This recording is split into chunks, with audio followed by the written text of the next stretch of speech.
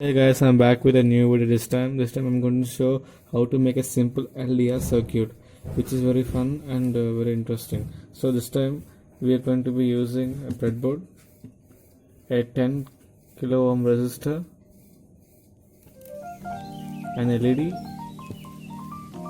a BC547 transistor, a 9 volt battery with some jumper wires, and the foremost component, an LDR resistor. So I'm going to show how to make the circuit.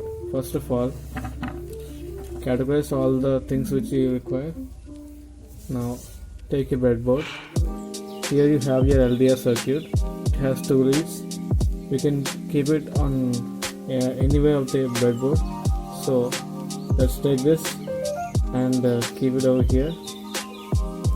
Next, we'll take the BC547. So this mainly consists of 3 pins, that is collector, base and emitter. So this one goes right in the middle. Check that this middle pin comes to the second lead. Next, we will be taking the 10K resistor, bend it like this as shown, and keep it in the middle pin of the transistor.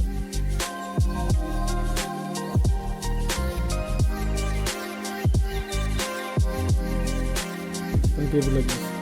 Now take your lead. The positive lead goes to this pin, negative goes to the second pin. And next, take your jumper wire, connect this one to the positive lead. Take your another jumper wire, connect this to the last lead as shown. Now simply connect your jumper wires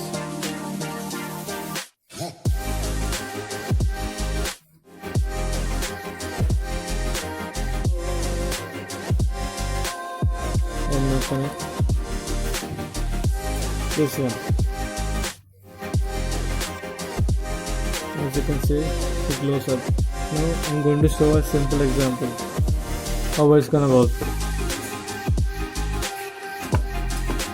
Now if you take this torch light like this, and I'm going to show this light on this circuit LDR. So you can see it has simply stopped.